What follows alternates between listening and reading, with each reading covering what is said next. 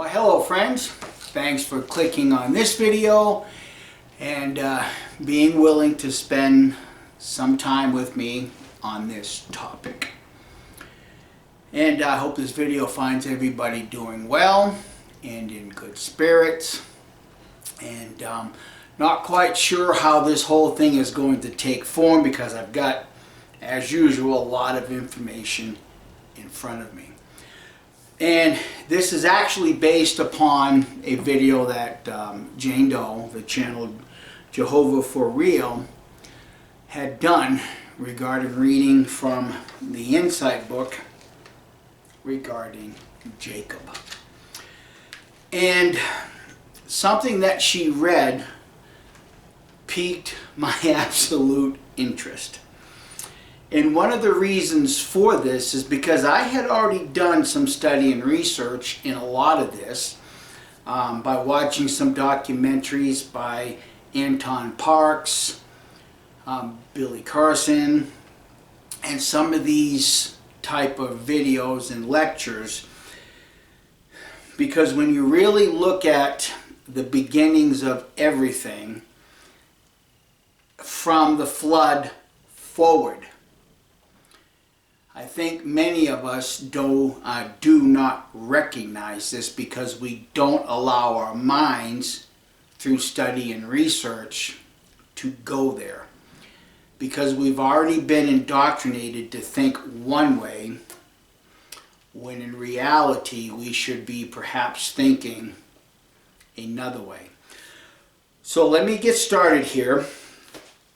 What Jane Doe read came from the Insight book, volume number 1, on page 1244, under the heading, Return to the Promised Land. Okay, so this is what caught my attention, and this is what directed me to think further along these lines.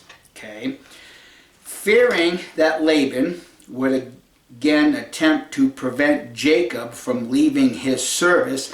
Now remember, Jacob at this point is an indentured slave. He's an indentured slave. Okay? Jacob secretly took his wives. That tells you that as an indentured slave, he was not free to run away from his master. Otherwise, there'd have been no secrecy involved with him doing what I'm about to continue to read. Okay? Jacob secretly took his wives and children and all that he owned, crossed the Euphrates River, and headed for Canaan. That's what caught my attention, because this portion of the story is taking place in Turkey, Greater Mesopotamia, Babylon as it is known today, or Turkey. Okay, now just doing a little bit of research, you have to recognize that even by today's explanation and or how everybody tries to look at the Euphrates River, and yes, it is drying up in some parts, but even by today's standards, at its lowest point, the Euphrates is still a couple hundred yards or so wide. Now let's reread this and put this back into thousands upon thousands upon thousands of years ago, and what the Euphrates River must have been like back then. Starting at the beginning. Fearing that Laban would again attempt to prevent Jacob from leaving his service, Jacob secretly took his wives and children and all that they owned, crossed the Euphrates River, and headed for Canaan. Why does this story sound familiar? Oh, Moses took the slaves of Egypt and crossed the Red Sea. Again, it's a reoccurring story. The only thing that this story lacks is Jehovah miraculously separating the Euphrates so that Jacob and his wives and those escaping the slavery of Laban could cross on dry ground. Do you see the similarities? Jacob is escaping Turkey, crossing the Euphrates to get to the promised land, Canaan. Moses is taking the slaves out of Egypt, crossing the Red Sea, and getting into the promised land of Canaan.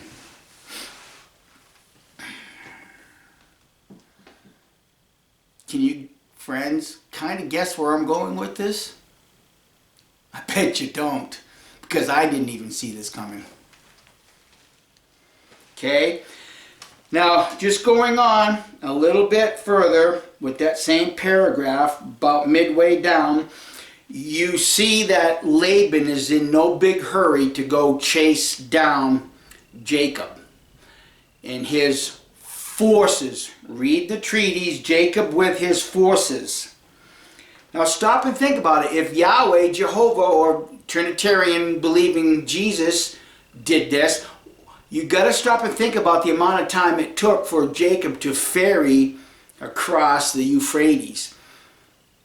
Think about how that would have happened if Jehovah did not part the Euphrates. That means he had to ferry across by rope. They didn't have any electrical motors back then. So he ferried across the Euphrates, however many hundreds of yards it was at that time, offload whatever was on that ferry, and then ferry back to the other side, the Mesopotamia side, load up some more of the hundreds and millions of animals. How do we know that? Once again, on page 1244, Jacob made rich before leaving Haran. I'll get to Haran in a little bit. But you look at this whole thing that I want all the abnormally colored sheep. And Jehovah blessed all those abnormally colored sheep. So that he had flock upon flock upon flock, even striped ones.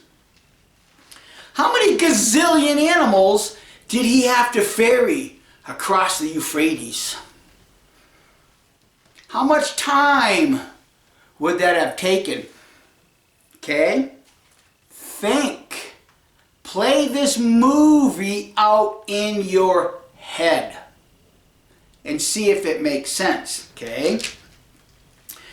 Now, skipping over to the next paragraph, when Laban found the object of his pursuit, camped a few kilometers north of Jabbok, he demanded that Jacob explain why had he left without allowing Laban to kiss his children and grandchildren goodbye.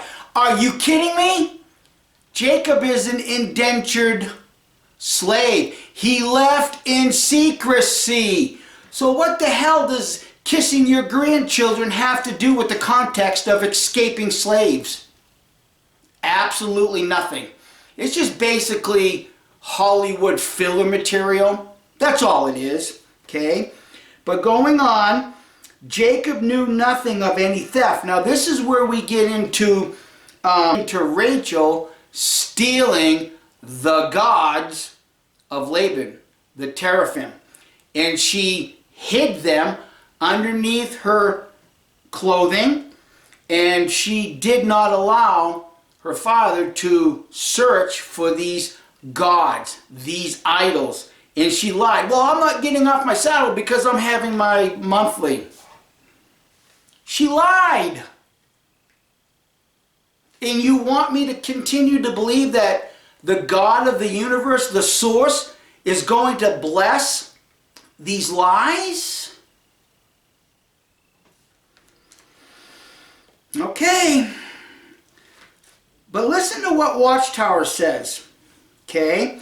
Just going back up to the previous paragraph, Jacob knew nothing of any theft, and a search failed to disclose that Rachel had indeed stolen the family teraphim and hidden them in her camel's saddle basket.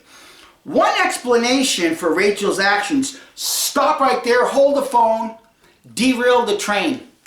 Watchtower, you convince everybody that you are the true religion, that Jehovah, God Almighty, is using your organization to restore biblical truth.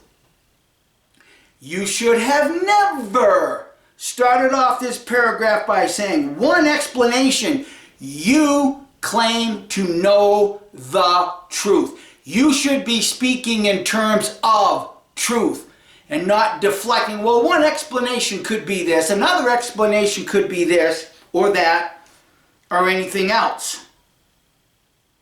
You deflect by using a word salad. And this is what all of us Jehovah's Witnesses have missed being in Jehovah's organization. One explanation for Rachel's actions in Laban's concern is this: possession of the household gods marked a person as a legitimate heir, which explains Laban's anxiety in Genesis 31:26 to recover his household gods from Jacob. Who cares how Laban felt about this? Because this story of these Semitic people is not supposed to be taking place in Turkey, but in Canaan. Oh, why did we just go back to Turkey on the north side of the Euphrates? Think about what you're reading.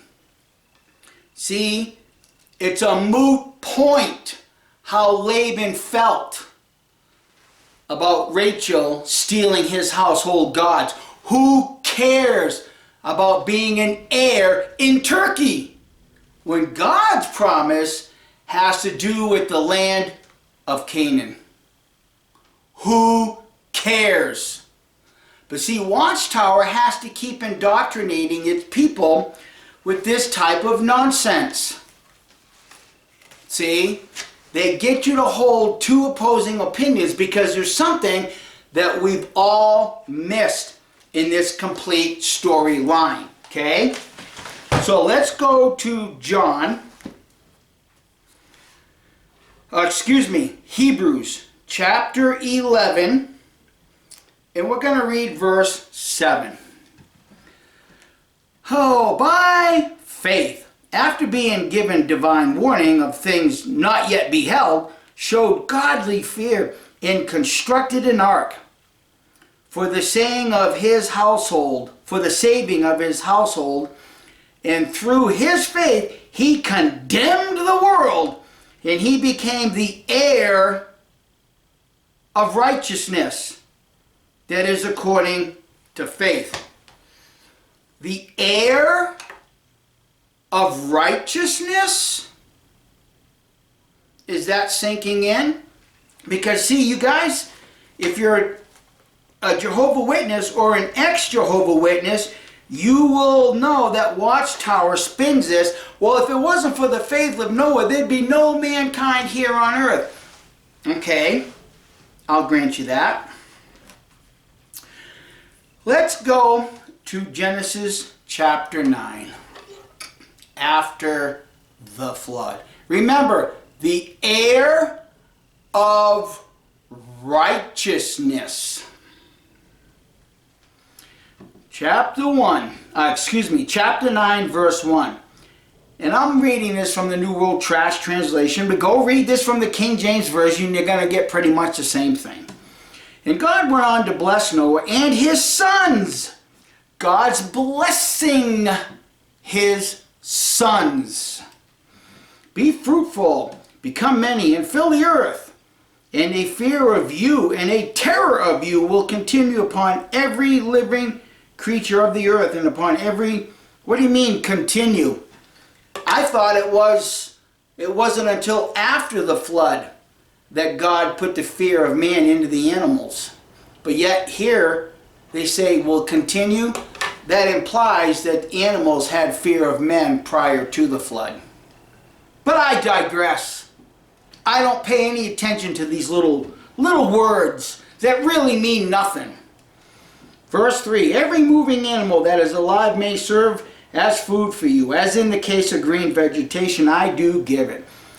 Only flesh with its soul, its blood, you must not eat. And we all know Watchtower plays upon this whole blood thing all the way down to Acts chapter 15, and they get you to legally sacrifice your children and or yourselves under the Constitution of the United States, freedom of religion. So they literally practice legalized human sacrifice based upon this book. And besides that, your blood of your souls I shall ask back. From the hand of every living creature shall I ask it back. And from the hand of man, from the hand of each one who is his brother. Pay attention. Let me reread that for emphasis. And from the hand of man, from the hand of each one who is his brother, shall I ask back the soul of man. Scooting on over to verse 19. These three were Noah's sons, and from these was all earth's population. Now remember, and from the hand of man, from the hand of each one who is his brother, shall I ask back the soul of man. These three were Noah's sons, and from these was all earth's population spread abroad, which is all brotherly love, brotherly families. Go over to chapter 10, because we're given to understand that it wasn't until the Tower of Babel that Jesus jumped off his throne, came down, and confused the languages of mankind. Genesis chapter 10, verse 5. Again, you guys read the lengthy context. Verse 1. And this is the history of Noah's sons, Shem, Ham, and Japheth. Now you're going to start to see who these family brotherly lines are. They're all brothers. Verse 5. From these, the population of the isles of the nations was spread about in their lands, each according to its tongue. But this is before the Tower of Babel. This is before the Tower of Babel. So why are they speaking in different tongues? To its tongues, according to its families, by their nations. Then it goes on, the sons of Ham were Cush, Mizraim, Put, and Canaan. You guys can read those family lines. But remember what the God of this book said. I shall ask back the blood of man from your brothers. Okay. Now, if you are of the opinion that someone like myself says, doing what I do about the Bible, like some in this community have, oh, Mikey's anti-Semitic, Mikey's anti-Semitic, that's why he hates the Bible. You have to realize that every single one of Noah's family and their descendants are all Semitic. So when you speak about the Babylonians in a negative way, you're anti-Semitic. Because you don't study and you don't research, you have no idea just how large this Semitic family truly is. Now, I read in the Insight book, Jacob made rich before leaving Haran. Going to my interpreter's dictionary of the Bible, we're going to be reading some treaties that were put in this book back in the early 60s when this biblical encyclopedia was put together. So let's go and look at Haran. Okay, this is volume 2, page 524. Haran, the place. A city of northern Mesopotamia, now Turkey, where Abraham lived, where his father Terah died, and whence Abraham migrated to Canaan. The kinsmen of the patriarchs continued to dwell as Armenians in Haran. Oh, Armenians. Let that sink in. Because we're talking ultimately about the Semitic people that were also to be known as Babylonians, Syrians. Remember, if it wasn't for the faith of Noah, where all the families of the earth came from. Let me go on. Rebekah, daughter of Bethuel, was brought from there by Eleazar as bride for Isaac, and later Jacob fled there to dwell with Laban.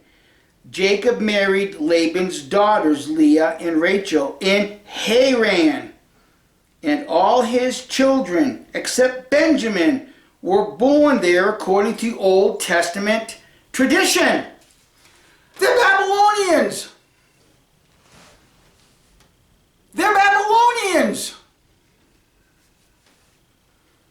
But there's something, because of the lack of study and research, you miss about this particular group of Babylonians.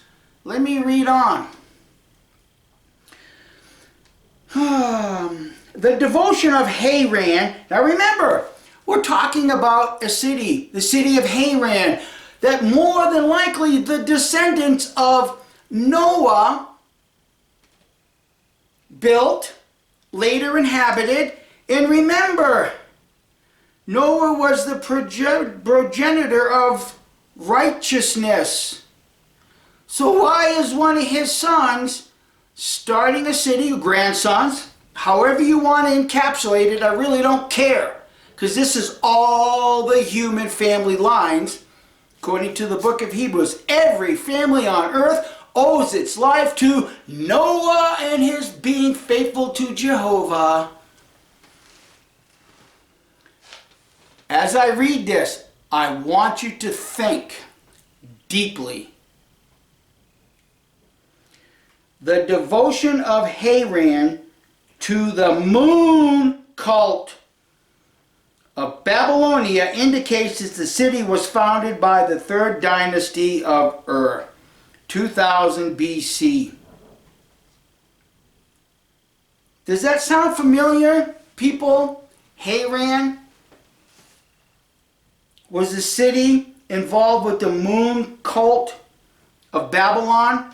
Now, why does this storyline sound so familiar? What do we know about the moon cult?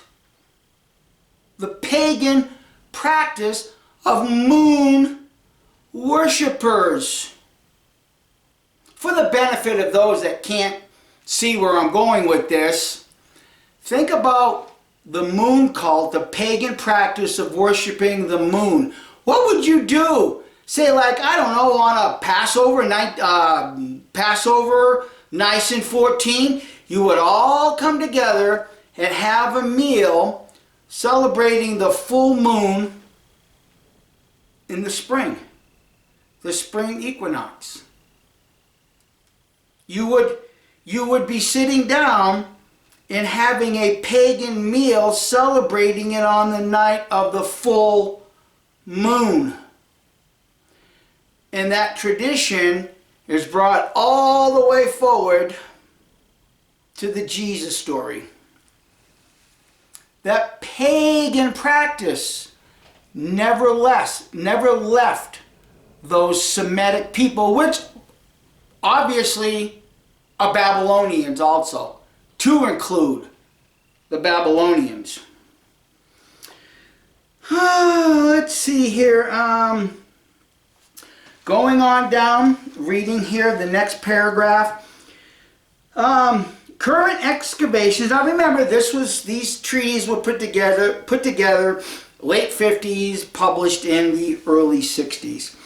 Current excavations in Haran have revealed a long and continuous history from Assyro-Babylonian through Islamic times, deep into the Christian period. Haran remained a stronghold of lunar paganism.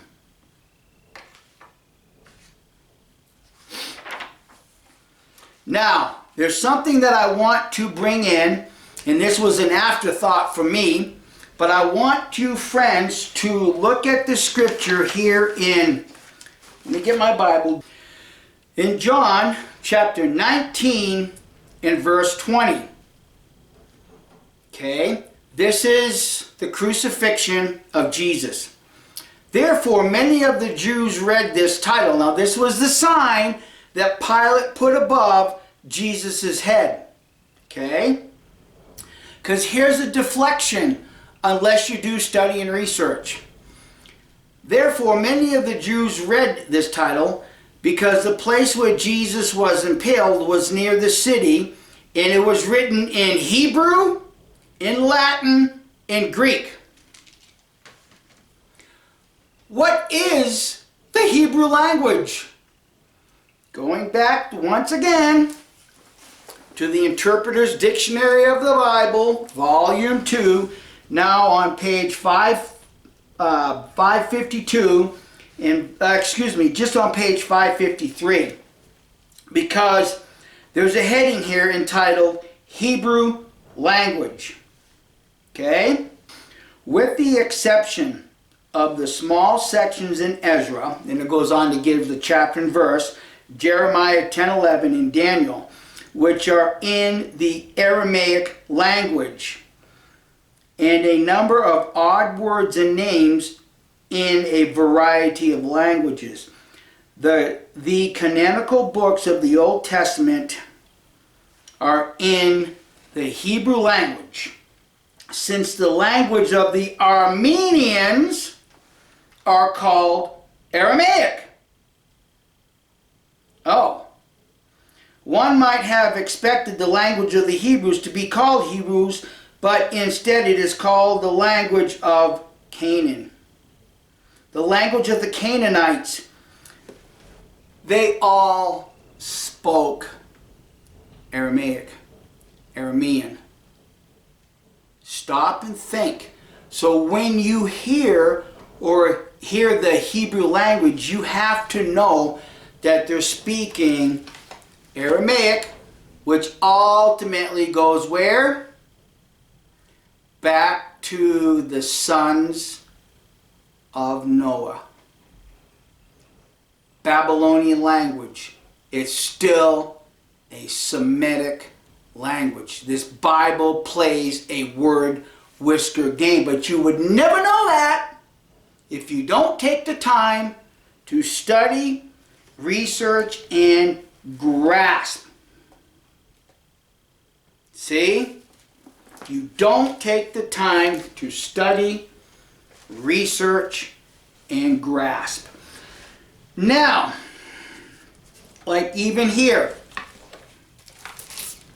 Volume 1, Aramaic. See, because this is what I brought into this video. all of this research, because I don't just look up one little word and let it go at that. No, my mind wants to sort through everything. Aramaic, a general term used to cover a group of Semitic dialects closely related to Hebrew. This is found on page 185. And even more closely related to one another, which have considerable interest in biblical studies.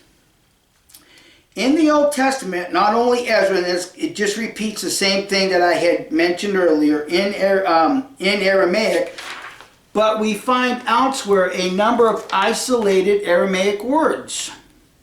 Okay, dropping down to the next paragraph, Aram is mentioned as a place name designating an area northeast of Syria as early as 2500 BC. But the name seems non-Semitic. The latter Semitic-speaking peoples being named Armenians. Here again, this is all Mesopotamia, Turkey, on the other side, the northern side of the Euphrates. There is a lot of information here regarding all of this. So when Jesus is sitting at the well with the woman, speaking about the Samaritans, for we have always hated one another. We've always been at war. Your people said that we should worship here, but we worship God here, yada, yada, yada. This Bible is littered with family hate that goes all the way back to Noah and his sons.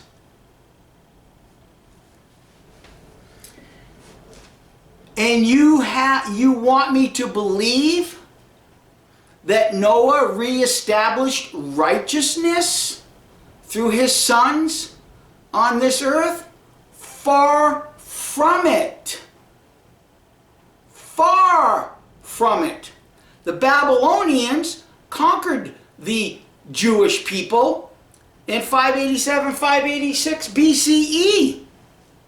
These are all Abraham's descendants, which he is a descendant from Noah and his 3 children, that God saw that they were the only righteous people on earth.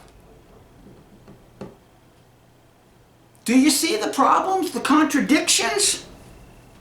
I'm going to leave you with this one last thing, because this one really gets a bee into my bonnet. Because people just don't read. They don't understand, and they will never understand, because they can't process anything when they're holding 2 opposing opinions. Now, I've heard Christians over the years make statement, I don't know it word for word, but it's something similar to this. The greatest trick Satan ever played on mankind was to convince people he doesn't exist. And Christians will hang their hats upon that. But is that really a true statement in light of what Jehovah himself said after the flood?